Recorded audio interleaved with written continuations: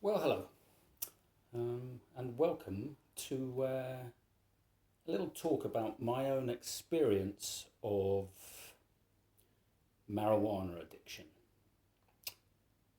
Um, I've done a lot of things in my life. Um, so I've been a school teacher, I've been a cycle courier, I've been a chef, I've worked in construction, in scaffolding, I've been a yoga teacher, a Ashtanga if you're interested. Namaste. But I guess, I've been to university, all this kind of thing. I've studied. And I guess, when people say, well, how would you describe yourself? You've got to pick one word to describe yourself, haven't you?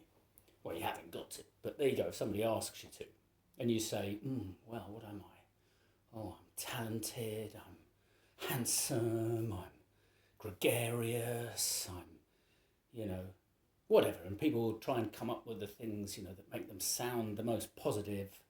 And I'm not saying that some of those things aren't true, or those things might not be true. But for myself, I think, whilst some of those things may describe me, I think really if I had to pick one word, honestly, and I am honest, so honest could be one of them, but it's not honest. It supersedes honest.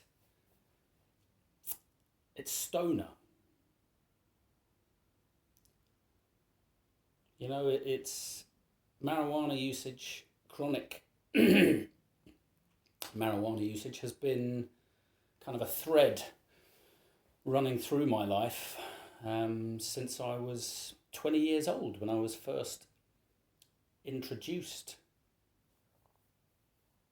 to dope in the French House in Breckenridge. And up until that point, I'd been, I was a public school boy, very arrogant, very self-assured, certainly very unaware of my privilege, I suppose, in modern language, parlance. And I was a massive drinker, teenage boys, drinking heavily, behaving like a dick. But very anti-drugs. All drugs. Oh, those losers taking drugs. Oh, God, nothing wrong with it getting smashed on beer, though, is there? No, absolutely not. But when I first was offered a bong hit,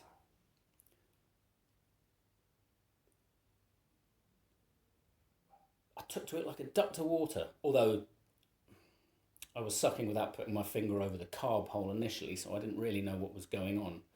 But once, the technical aspects had been pointed out to me, I was away, or off and running. And I absolutely loved it. I loved it. And it hasn't been until much, much later in my life, like I say, I was 20 years old then, I'm nearly 50 now. Hasn't been until much, much later in my life that I became aware of how my marijuana usage was affecting me, my personality, my behaviour. And to be clear, marijuana isn't the problem per se. It's my inability to modulate and regulate my intake. Although, again, that's not strictly true. It's not like I'm not one of these people that will go to work and smoke, as I know plenty of people do, and they function extremely well, or can function well. I simply wouldn't be able to do that, no way. But if I have some, when I get home, I'm smoking it. And one of the issues is that I do find it gives, with along with other psychoactive drugs, if you've ever tried any of these things, psychedelics, plant-based medicine,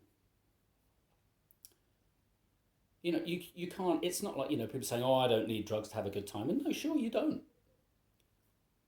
But without using some of these drugs, you cannot get into the state of, okay, and let's not get down the road where you go, oh, well, if you meditate for 50 years, you'll be able to get. Maybe that's true, yeah, but most people aren't going to do that, are they? And psychedelics, it's quite clear if you've read any of the literature, are intricately entwined in the evolution of consciousness. And there's something about marijuana, not so much obviously when when I'm using it chronically, because you don't get really properly high. I mean, you are kind of scratching an itch. Yeah, you do get sort of stoned, but it's not like, rocket ship to Mars. Like if you've been off it for a while and then you hit some beautiful sativa, well, it's amazing, and it allows my brain to make connections in a way that is just never ever going to happen without it, or without something like it.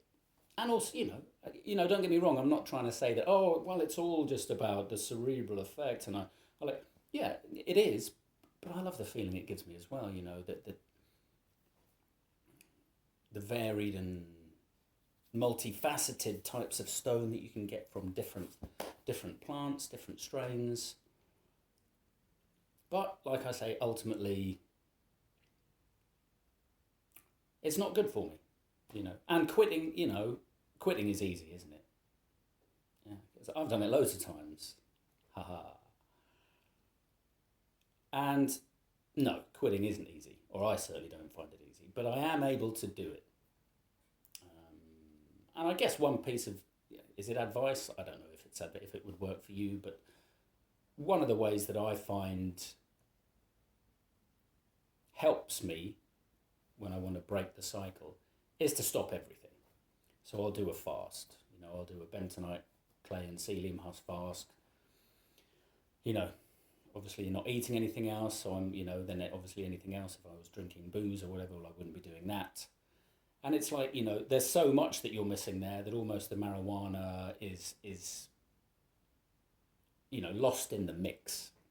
So yes, I'm missing it, but there's so much other stuff that's going on, and fasting, as anybody who's ever done it knows, it's a very emotional experience, especially longer fasts.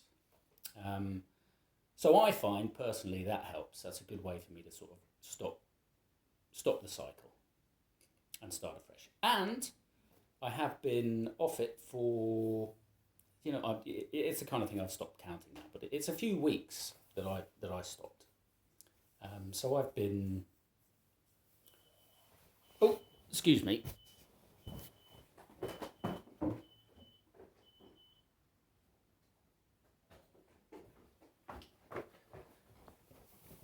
Just doing a bit of decarboxylation in the oven there, because I'm making some medicinal brownies for my mother, because she's been having chemotherapy. And before I made these medicinal brownies for her, which I've been